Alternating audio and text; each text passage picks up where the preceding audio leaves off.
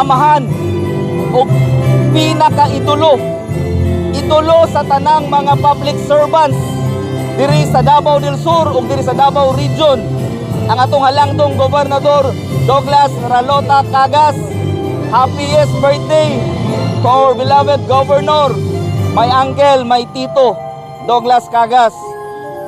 Nanghinaot ko no, wishing him the best of health para mutaas pa ang iyahang mga nindot na serbisyo nagikinahanglan kayo sa lumulupyo sa probinsya sa Davao del Sur, ingon man sa siyudad sa Digos. Again, happy 76th birthday to Governor Douglas Cagas. Buot sa dakong ipaabot ang ako ang mainiton nga pagtimbaya sa atong halangdon nga gobernador amahan sa atuang probinsya Davao del Sur nga si Governor Douglas Cagas.